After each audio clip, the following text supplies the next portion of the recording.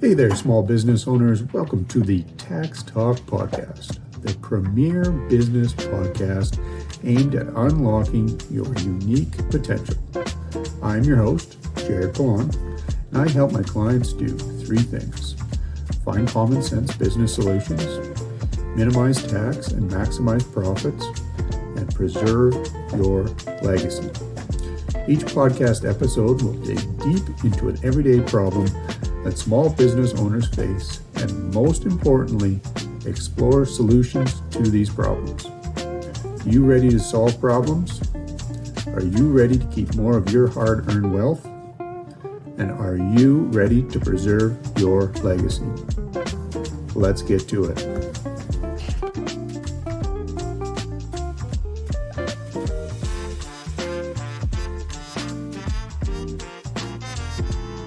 Good to go? Yeah. Let's do it. So, welcome to the Tax Talk Podcast and episode 2 of the Bobcats, Bosses, and Breakups series. Before I give a quick recap on this series, I want to introduce my guest today. This is Mr. Garth Epp. Thank you for hopping on the podcast, sir. Thank you. I thought you were going to start singing a country song there with Bobcats, Bosses, and Breakups. It is a bit of a different title, but it'll all make sense. So, I just want to introduce, kind of give Garth's background here. Garth has a passion and has always been there for people. He's engaging and an energetic coach who is passionate about helping people press towards and realize their true potential. He has a proven track record of working with and developing people, teams, and businesses. I've had the personal privilege of working with Garth over the past couple of months. He's provided some real good insights into my personal and professional life, and it's just been a real treat, a real pleasure to work with Garth and kind of move myself forward and get some clarity in life in a number of different regions.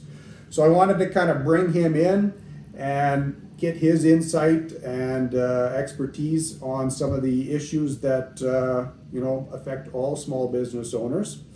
So with that in mind, I want to kind of give a bit of background on the series here. So I provided some more in-depth details in episode 1. Basically what this series is looking at is just going back kind of into my past when I ran that flat-work concrete company, looking at some of the mistakes that I made, bringing in some professionals in the various industries and specialties that would have helped me along the way had I reached out at that point in time, and just to be able to get that information out to you guys so you can avoid some of these same mistakes that I made in the past, and to be able to grow your small business and find success in life. So with that said, we're kind of looking at a bit of it's an abstract idea for me, I guess, as an accountant. I'm more of the analytics guy, the data, the numbers, and kind of seeing where all that flows is fairly simple for me. Some of these other ideas, as in, taking time off, looking for other areas to be successful in, not working 24 hours a day, these are a little bit of a foreign concept to me. So when I was running the concrete company, I recall working 7 days a week, 12 plus hours a day, thinking that if I put in the maximum effort into this business, that I would see maximum success out of it. And I think there is a lot of value in kind of putting in a good day's hard work, being committed to your business and seeing that it is successful. But at the same point in time, I definitely burnt out quite quickly. And I could easily see that if the business hadn't ended in the 2-year time span that it did, that the trajectory that I was on was just not sustainable, and I would have burnt out and crashed in no time. So with that said, I've kind of brought Garth on to go over a couple of broad-based topics. One is kind of looking at work-life balance, kind of how to define your success, and then something that we've kind of touched on recently, and that's in relation to DISC training and kind of looking at different personality styles and how you can kind of use that to, sell to people, to interact with employees and customers, and just being able to use, the skills and the personality that you have to drive yourself forward. So I think we'll start with topic one, just looking at the work-life balance and defining success.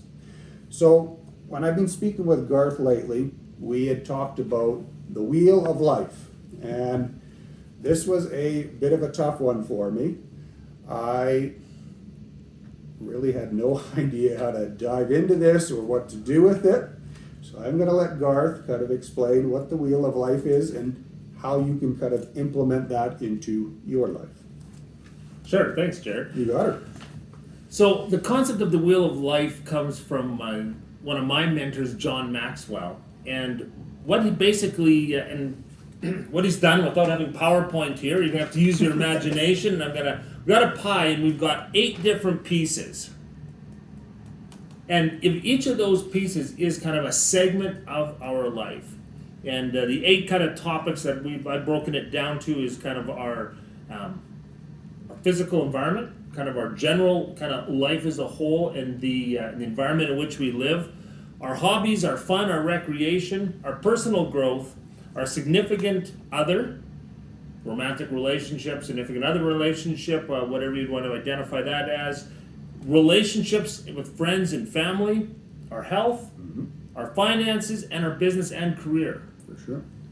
So basically, all those 8 pieces create the pieces, could be of a pie, but kind of the wheel of life. And our life is each of those.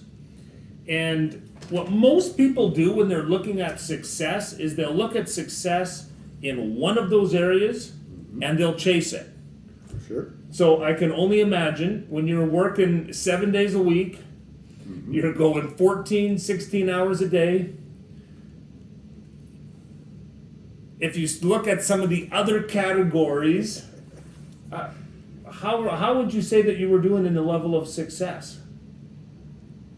Not good. I think we had a very unbalanced wheel, and I know from our time recently, we're talking 10 plus years from when I was doing this concrete business, I was still in that same kind of sphere of mind. All my time is focused in the business and the career, and then some of the other areas that I do, value and find some, enjoyment in, I'm not spending near enough time in those. And I know it negatively impacted me and my family as a result of that. Yeah, exactly. And if we take that as a wheel and kind of those are 8 spokes, we got 8 little kind of areas of that wheel. And let's say that the center of the wheel would represent kind of a 1 out of 10, that we're really struggling in that area. And the further you go out the diameter of the circle, say if you're thinking that, I'm at a level of 8 success in this area or 7 success, you kind of make a mark in there. You can kind of see how often our lives become, it's no wonder it's uncomfortable, because if all of our energy is going, say, to our business or our finances, those areas might be kind of riding right out to the rim. But it's going to be bumpy when that wheel rolls around when we are, say, running on a 1 or a 2 in some of the other areas. And it's important to, first of all, take a step back and get a definition of a word that most of us use, but it's an ambiguous word, and that is success. Definitely. And we can ask, because success is going to be different when we're talking about our health. It's going to be different than when we're talking about our business. For sure. Then our relationship with friends and family, our hobbies, probably finances. And it's important, first of all, to get a definition of what does success look like in these areas, and what's my definition of success. Because my definition of success is going to be probably different than yours. For sure. And first of all, to get a definition of what am I even aiming for? What am I aiming for in each of these different areas? Because life is completely holistic. And when we just try to say, hey, well, I'm successful, most of the time people think in order to be successful in this area, I got to sacrifice in this area. Right. So do you want to be a successful business owner, or do you want to be a good dad? Right. In fact, often we even create these competing commitments where we come up with an idea that we say, well, in order to be in business, I've got to work Saturdays. And I was in that trap, and I was in sales and in the car business. And Saturdays is a big day in the car sales world. That it is. And I was a single dad. And I wanted to be a good dad. And when my kids were with me, Saturday was one of the big key days. So it almost felt like I put myself in a position where, okay, am I going to be successful in the area of being a dad? Right. Or am I going to be a successful area in the car world? For sure. And I lived the first portion in that area believing it's an either or situation. Right. And until I changed my thinking and realized I gotta have a better realistic definition of success, For sure. I then could create a plan that made me successful in both. But it doesn't happen unless we're intentional about it. Makes perfect sense. So I guess that kind of moves into the second part. So defining success in workplace and in life. So as you were kind of mentioning, it doesn't necessarily have to be this one or the other, but we need to be able to kind of find a way to, say, these are both important to me. How am I going to kind of make my schedule, I guess, so to speak, work for this?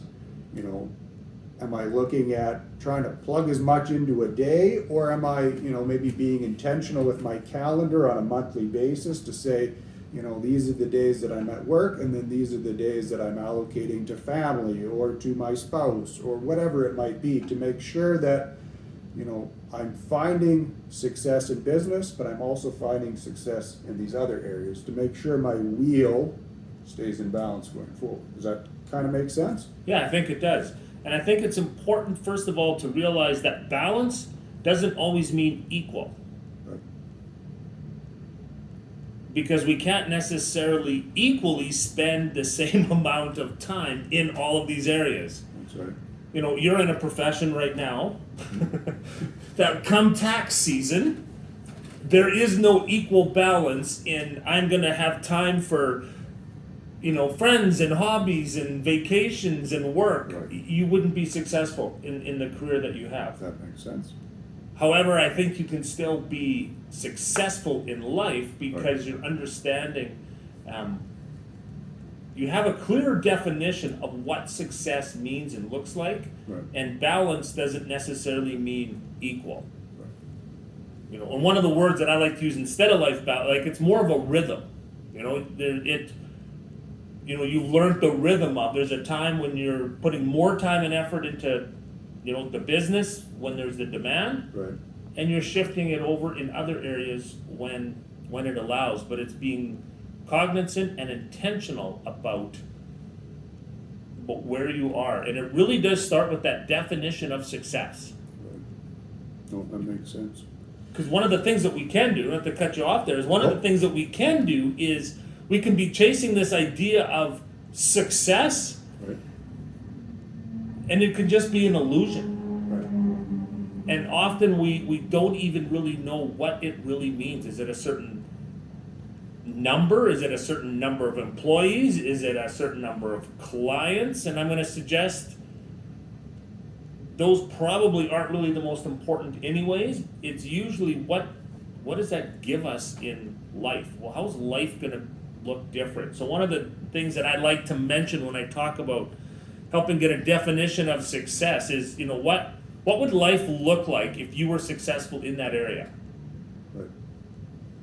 What would a successful health in your world look like? What would successful, marriage relationship look like? And then to take another step further is what would it feel like? Right. That was a bit of an abstract one for me as well. I don't. You don't have feelings. No, You're an accountant. yeah. We're not that cold-hearted. We're not lawyers. But it was a little bit of a step outside the box to kind of say, if I did change some of these things, if I did focus some of my time to find success in some of these other areas, what would that look like? What would that feel like? So, I think I spent a bit of time trying to hash that out on paper, but I think when it kind of ultimately clicked for me was when I was starting to be a bit more intentional with actually pursuing some of these things. And I found that by foregoing maybe some of that usual 12 plus hours a day that I wanted to spend working on the business, doing whatever that might entail, I became happier because I was investing some time into some other things, but it also made me more productive when I was here because it kind of freed up some of that creativity I think that was maybe lacking due to me just constantly pouring all my time and energy into the business. So that was a big insight for me that I've kind of been able to use over the last little while, and it's been a big help for sure.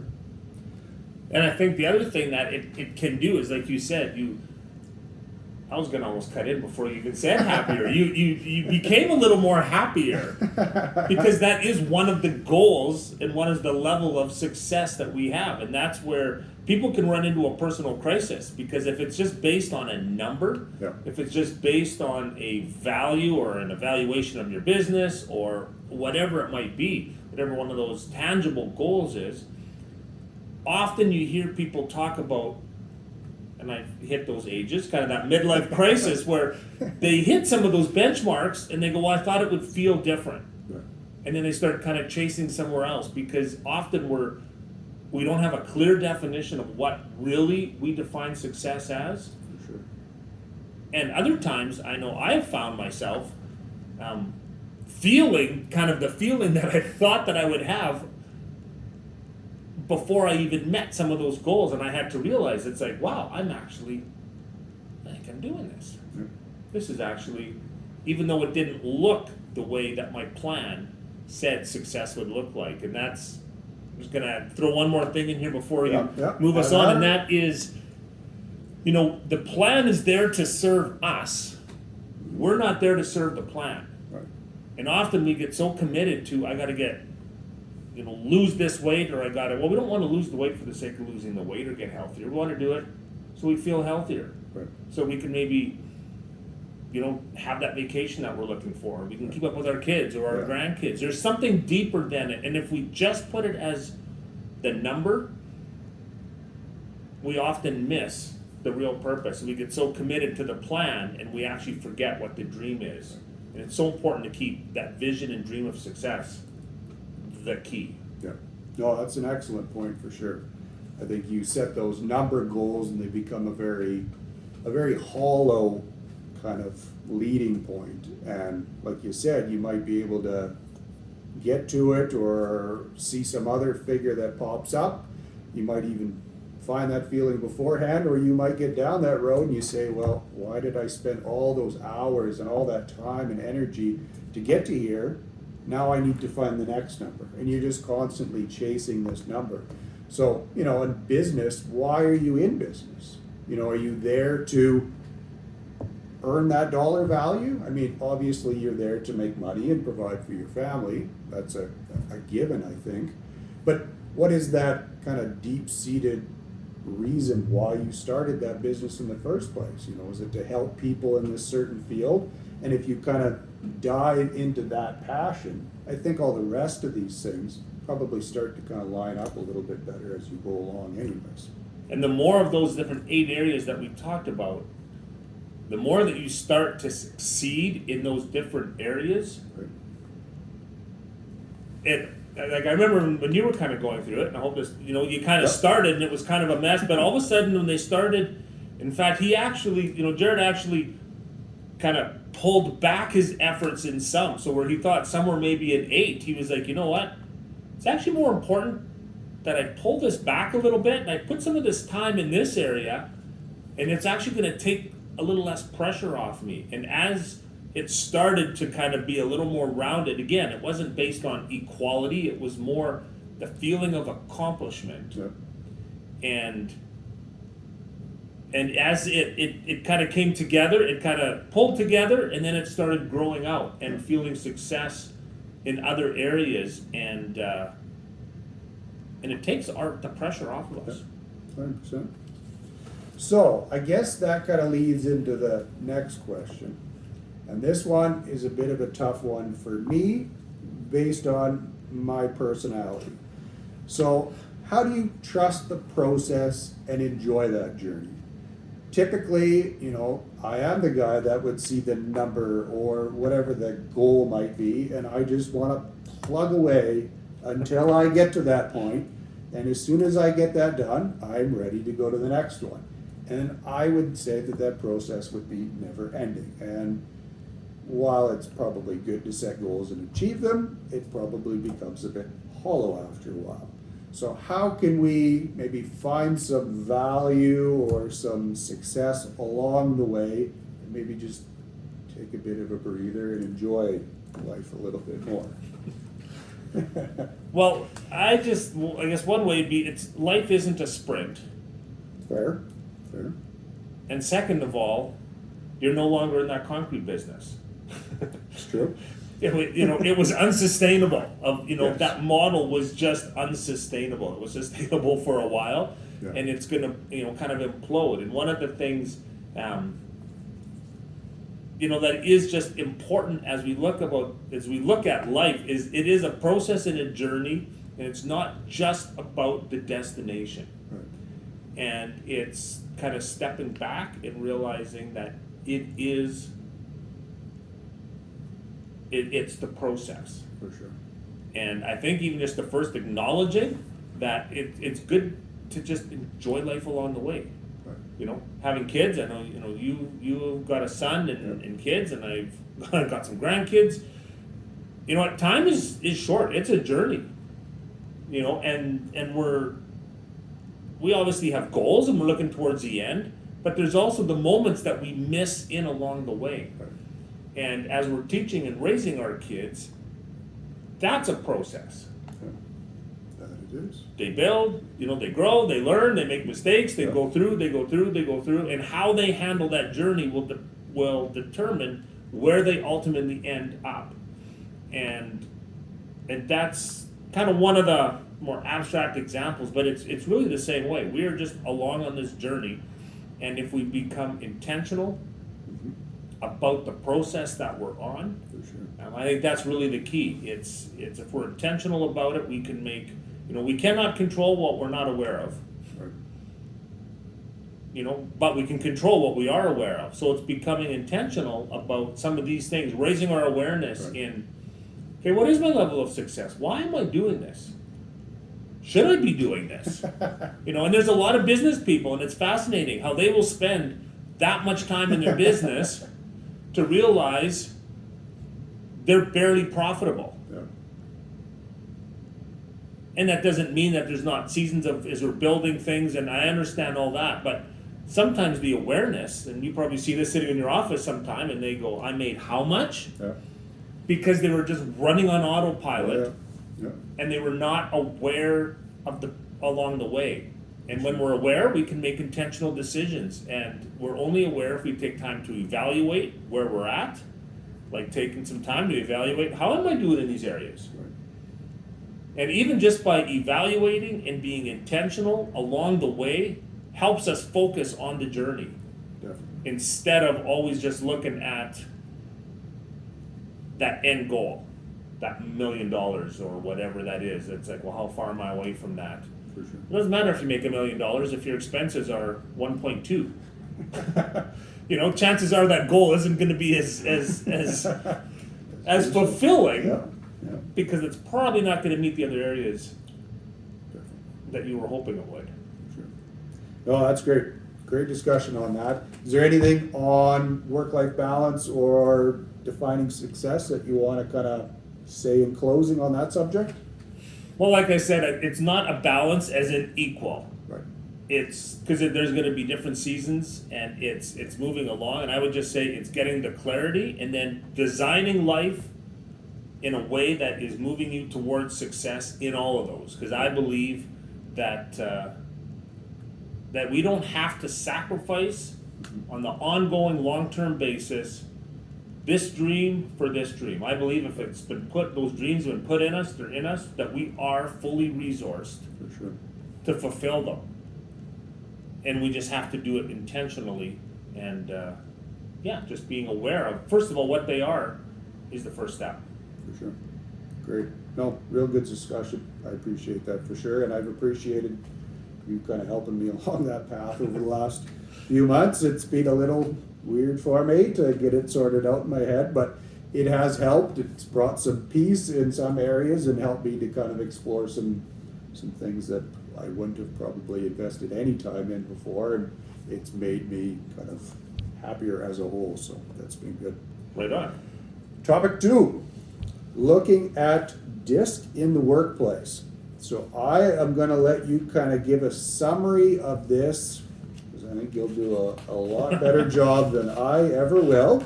So if you want to give a summary on the different types of DISC personalities, and then we'll kind of delve into a few different things that I've learned and how you can kind of use that going forward. So Sure.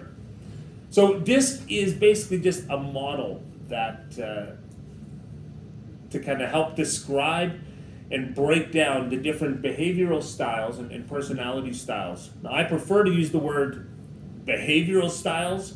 Often, sometimes when we're using, personality styles, people feel really boxed in and they feel like it kind of puts a label on them. But we all have natural tendencies.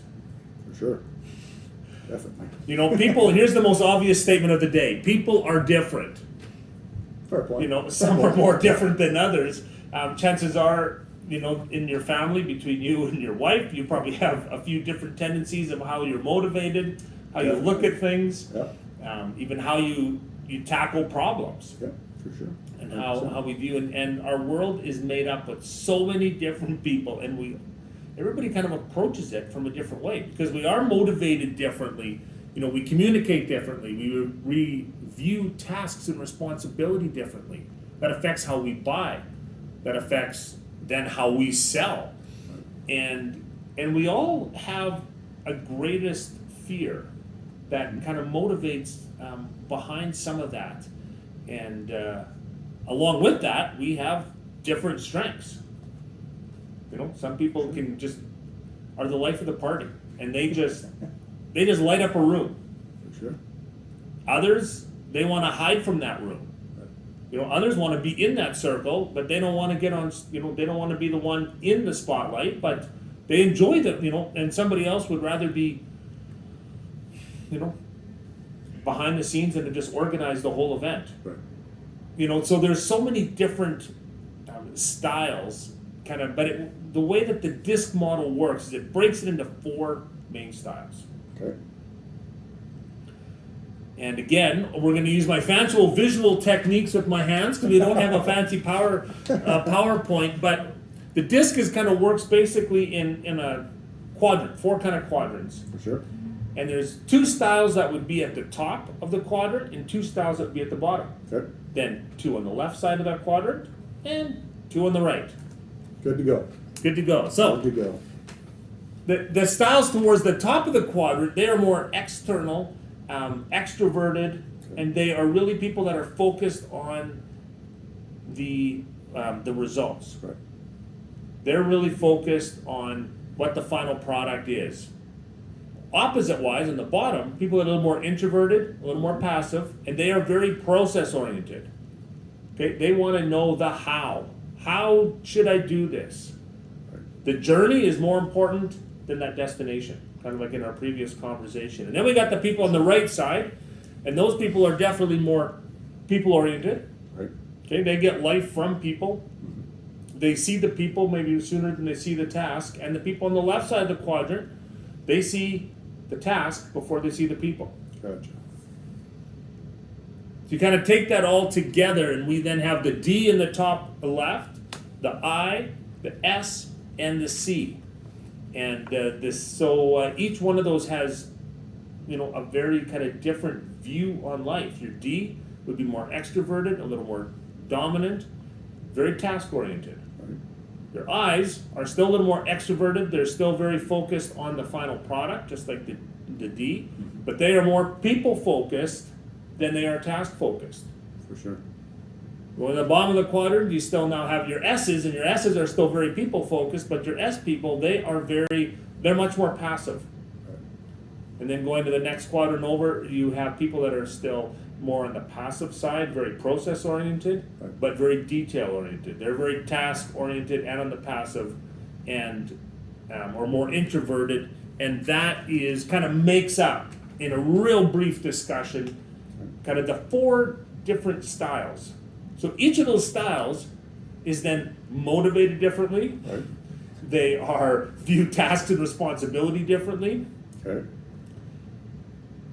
and they view, I'm going to say they view their, where they fit in relationships differently. Gotcha. Now each one of those styles can lead. They're just going to lead different. Each of them can sell. They're just going to sell differently. Each of them can be in a lot of different professions. Some of them are going to be like fits like a glove.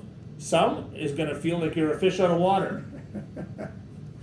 And we could kind of dive into that a little deeper if you want. But that is the crash course, quick definition of the 4 different styles using the DISC model of behavior. Perfect. So now that we kind of have an understanding of that, how do these personalities kind of interact with each other? You kind of said that each 4 can be a leader in their own right. They have their own, set of strengths, their own fear. And how does that kind of intermingle, I guess, within the work atmosphere? So for instance, you may have somebody in your office that when they walk from their office to the boardroom, they have to stop and talk to 3 people along the way. Okay, they're walking to the photocopier. In fact, they probably make up reasons to go to the photocopier because they got to get out of their office to get to the photocopier. Okay, those are going to be very motivated by people and people interactions. They're going to be probably people on the right side of that quadrant. They are very motivated by people. Gotcha. Okay, they're also going to be probably very motivated. They're going to be very interested in what's happening relationally, because the relationship is more important. Gotcha. And where it can be there can be some conflict that can start arise when they have somebody that's maybe their boss or their supervisor that is on the left side of the quadrant. Right. So maybe they are definitely more task oriented, and they're in the top part of the quadrant where they maybe are task oriented and product oriented and very production oriented. Okay. And they are like, we cannot get this person to shut up. And we tend to think that it's just always a behavioral problem. Right. But sometimes people are actually more productive when they're talking. Fair enough. And they just have a different need for interaction. And we can have these relationships that we're expecting people to respond the way that maybe we do or would like them to, but they are just wired a little bit differently. Gotcha. Does that definitely makes sense, and you can kind of see it when you kind of take a bit of a step back and you just look at some of those interactions. For instance, the photocopier. Someone needs to stop all the way along, or the other guy, he just wants to get the job done, and he's beelining it to the copier. He wants to get his stuff, he wants to get back, and he wants to get that task done. It's not that he doesn't want to talk at that point in time, it's just he's more focused on what brings him value, I guess, whereas the other individual might find the value in stopping at every office along the way and having a quick chat about what happened on the weekend. So one guy's got a task to do. Right. My task is to go get my paper. For sure. And get back to it. And get back to it. Right. And the other person says, well, I'm going to get the paper. Yep. But I don't care about that paper that much. Right. But if there's a couple people along the way, I'm going to have a couple of conversations along the way. For sure. And it can cause a complete misunderstanding. And in fact, anybody watching, Yep. Jared, chances are you married or are with somebody in a relationship by choice Yeah. that is different than you. Very fair point. And we can wonder, what are they thinking? Right. You know what? Because they are just motivated by different things. For sure.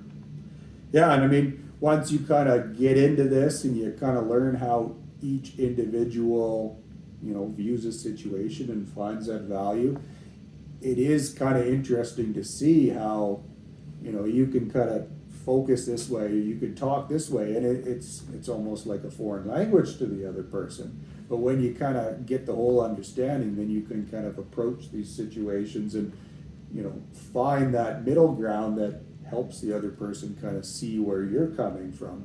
And I think it creates a bit, a better relationship dynamic moving forward as a result. So Absolutely, because I was taught, probably you as well, growing up, that it's the golden rule of treat others the way you want to be treated. right.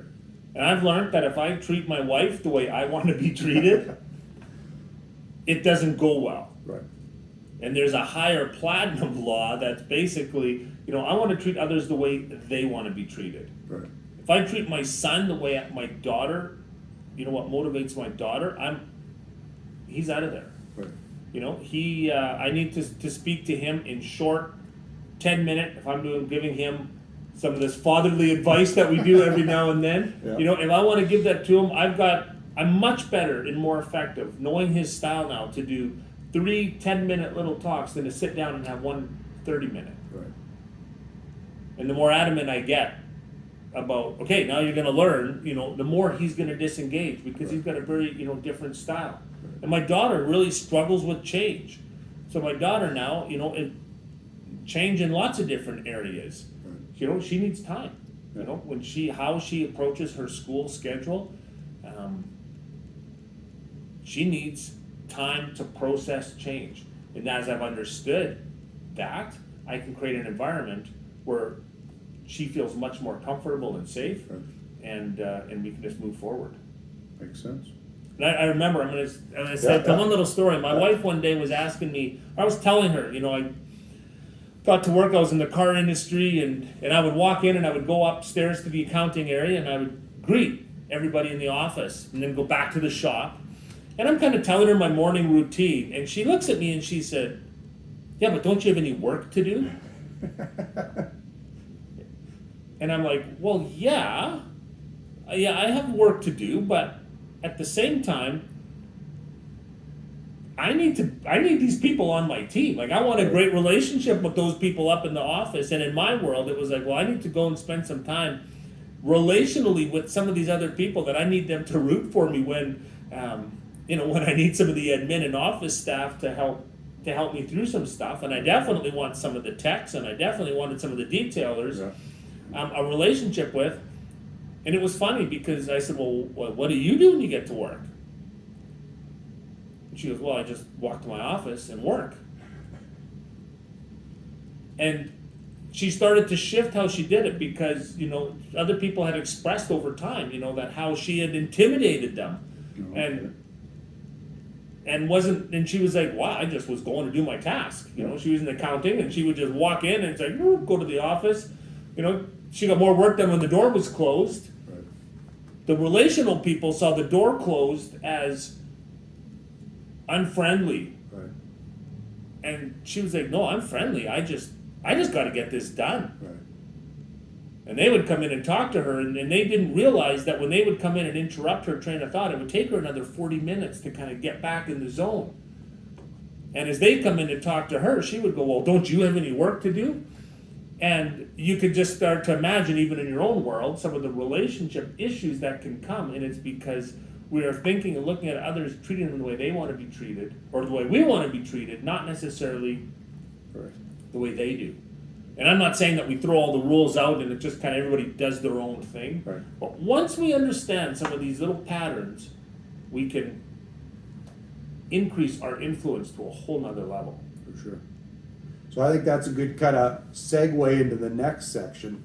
So now that we've kind of understood some of the interactions, how do we go about selling to other personalities? And it's not necessarily in the just the traditional sense of, I'm selling cars or whatever the case is, but, working within that dynamic at the office or wherever it is that you're employed at, and being able to see your ideas out into the sphere of the workplace and have them accepted and, not necessarily just get them implemented for the sake of you want it implemented, but to be able to, maybe bring people on board so that they can find some value and some purpose in the ideas themselves, and how everyone can kind of profit from being able to lean into their own kind of behavioral styles in and of themselves. Absolutely. So we all, like I said, motivated by different things, and we all, buy different things and are bought in Right. by different things. So, again, using an example of my wife, but if you want her to buy in, raising the energy level Right. is not going to do it. Gotcha. She's not going to be persuaded by words. She's going to just say, "Give me the facts." Right. She wants to know the facts. So if she's dealing with somebody that they're trying to just get her all excited, and they're using, I'll use the word hype to kind of help Right. sell their idea and convince, her walls are instantly up, going, "Someone's about to take advantage of me here. What's going on?" And so that strategy isn't going to work with her. But once we understand some of these styles, it can definitely help make a difference. Because all really selling is, my definition of selling, is that it's moving somebody from uncertainty to certainty. Gotcha. And when we're influencing, it's moving them from a place of uncertainty to certainty, because once they're certain, that's when there usually comes the buy-in. Right. Whether it be an idea or a product or whatever it might be. And our journey from that place of uncertainty to certainty is going to be different. So, for an example, if you're, let's say the D style is very direct. Right. They just want to be told. They don't want to sit down, and they don't want to hear all the flowery story behind it. It's just like, okay, how is this going to affect the bottom line? Here's my 4 concerns. Right. Answer my 4 concerns. Don't add any more. Gotcha. I don't care about those. Get those 4 concerns done. Focus on the results. Focus on the benefits, how it's going to benefit me. Right. And then I'm going to make a decision. I'm going to move on. Right. Okay, the D's, and I'm saying I because I fall into that category, I respect confident, direct answers. Gotcha. Someone starts kind of asking about what I did 4 days ago, I might go, "Dude, I'm not here to talk about my 4 days. I'm here to solve this problem. Let's get at it." Now, flipping over to the I personality, someone that has, that is their primary style. They're very relational. Right. They're the people that you actually are going to probably talk about almost anything but what you want to do in the end, because they highly value the interaction Right. and the relational side. Gotcha. And that's why, if we traditionally look at sales, sales was more of an I personality. Right. Right. Yeah. Where people would say they were too pushy, they were a little more charismatic, they were kind of in your face, they were too salesy. Right. And that's one of the comments that most people say, "Well, I don't like sales." Why? Because it's too salesy, because they have a definition of what salesy is. Right. And there was nothing more fulfilling being in a sales career when a client would look at me and say, "This was such a great experience. You didn't sell me." And I would just smile and go, "Oh, I sold you." But I didn't take advantage of them. Yeah. I solved their problem. Right. I was selling, but it was with intention, and they didn't know it because it was just selling right to them. It was solving their problems, Right. and I was speaking their language, and I wasn't trying to convince them of something that they didn't want to do. That makes sense. So I could jump to the C style, and they're very detail oriented, and if you're giving them stats and facts, and if they ask to see, the brochure, they're actually probably going to read it. Right. I'm not reading it. Don't give it to me. But if my wife asks for it, you better give it to her, because if you don't, No deal. there's no deal. Yeah.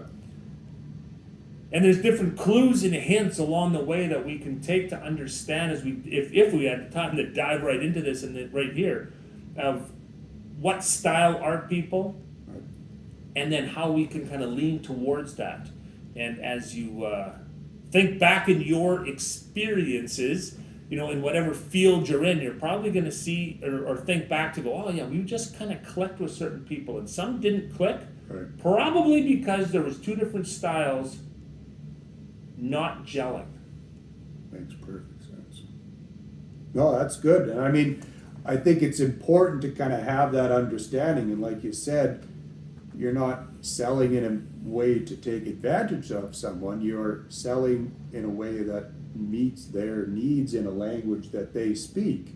And it works, I think, within the office space as well, that you're finding ways to communicate back and forth without just kind of putting your own needs or understanding of a conversation first. You're trying to figure out what that other person values in return, and then you try and speak that language. And I think you can see some real good results out of that for both parties. I think it's a mutually beneficial way to kind of address situations of all sorts of different kinds. Absolutely, absolutely. Because sometimes if we're trying to convince somebody or move them from uncertainty to certainty, Right. again, you're coming to me and you bring all the spreadsheets and you start showing me, dude, you lost me. Right. But if you come to me and say, how, you know what, if you follow this, and this, I'm not going to read all of his tax planning stuff. And because I'm like, you know what, you're the professional. I trust you. Right. You're the professional. But if you come to me and you go, okay, here's all the stuff and and this is what and he puts to the bottom line, and this is what this decision is going to lead me. This is where this decision is going to lead me. I'm going to make a quick decision going, okay, that's where we're going. Now, my wife, you're going to have a harder time. Right. Because she's going to ask to take a copy home, and Right. might come back with it all scribbled on. And traditionally, salespeople would get, I'm going back to the sales world, they'd get all frustrated going, oh, there's somebody with a clipboard and all their notes. Yeah. It's probably because they don't value, the salesperson is on the other side. Traditionally, they are. Right. More on the people side of the quadrant. The people with the clipboard and all the questions and all the highlighters are on the task detailed side. And it's not an obstacle. We just have to answer their questions. Right. And if we don't, they're certainly not going to buy. For sure. Yeah, I mean, it makes a lot of sense just from my perspective now. If I'm bringing information to a client, I like to have it backed up and well thought out. So when I present it, I'm confident in what I'm giving to the client. But like you say, someone's probably not interested in looking at all the minute calculations that got me to the end point. They probably just want, okay, this is decision A, B, and C. This is what you're going to get out of each of these, and then they can kind of sit with those. And then knowing who you're kind of speaking to and being able to provide the applicable information, it definitely helps on my side, because then I'm not wasting my time going down a route that means absolutely nothing They don't to the value client. Exactly. It doesn't move them from that uncertainty to certainty. And there's some where you're going to take that in, you're going to sit it down, and then you're going to go, so how's Carol doing? Your daughter, last time you were here, you were saying that your daughter was having some health issues, and you might not even talk about the spreadsheet till you look at the time, and it's like, okay, we got 8 minutes left. Let's do this. And that actually wasn't wasting the time, because that was building, moving them, because it's important to them. It might be important to that person to move them into a place of certainty that you care. For sure. And if you care that much about Carol, well, you care that much about the document. Right. Now, the next person is going to go, what a waste of time. Like, he didn't even get into anything. We just talked, he just asked me questions about my dog the whole time. So understanding, again, people are different, but there's a predictability to it. And once we understand it and can steer our interactions in the workplace, personal, at home, in a restaurant. There's just so many different ways that we can gain extra, I'm going to say favor, or we can gain extra, I'm going to say ease in kind of life and communications. It's because we're communicating at a whole nother level. Real good, real good. Really informative and useful information. So the last one on the disc, and this was one that I kind of needed to figure out once I had delved into this a bit, was once you've kind of figured out what your behavioral style is, and it's kind of a combination of a bunch of them in one way or the other, is it better for someone to kind of lean into what their strengths are, or maybe try and build on some of those weaknesses to maybe make themselves a more even-keeled individual? Or do you just say, this is what I'm good at, this is what I'm going to do, and these are the things that someone else could do, because I hate doing these things, but someone else might enjoy them? What's the best route to take when you're kind of dealing with yourself? That's a good question. It can take on different pieces. And like you said, we are a combination of each of those styles. And again, we're just barely scratching the surface, and we're kind of at that most elementary stage of this. But it's recognizing our strengths and our weaknesses. And I'm going to get even weakness out and say our strengths and our blind spots. Okay. Because when I'm kind of functioning in my style, I can be kind of I've been told I can be an intimidating, abrupt, kind of harsh, cold would be some of the words that people have used to describe me. I don't see it as that. Right. Because I'm seeing it a little bit differently. So even just being aware of that can help me, tune into some blind spots that I may have of how I might be perceived in different situations. Which then kind of leads into, my strengths or weaknesses. So it helps me be aware of some of those things that I can help relationally. But it also helps me understand some things that I need to just kind of run in my lane a little bit. So I am not going to work my best if I'm isolated by myself in a corner at the desk. So kind of my scenario now a little bit. I've got a home office. I have to have interactions with people, so I have to work that into my schedule. I need to work that in. I'm looking at an office outside the house. Why? Because I value talking to the people between myself and the photocopier.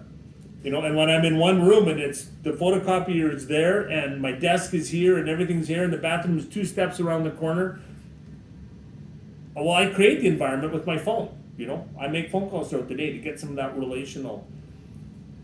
And there's certain things that I know I will not be great at. Like, I get caught, I'm a visionary. I can see the end result really quick, really well, and help create a map. Now, I'm not good for getting in the weeds and figuring out all the how. I'm great at the what. What is it going to be at the end? Right. I don't understand the how. I've spent part of my life figuring out the hows, and those areas have failed. Gotcha. In a lot of different ways. So it's recognizing to go, you know what? I can see the vision. I need to surround myself with someone who can really organize the details and help figure out the how are we going to get there. So play to my strength, play to my weakness. Right. It's kind of knowing where those strengths are, and especially as a solopreneur, if we go back to even your concrete, Right. There were probably things that you were doing that you might not ever be good at. Definitely. I can see it now. Yeah, and some people here, you should not be doing your books. Okay, Right. You're probably not detailed. It probably is the last thing that you want to do, so you don't do it. Right.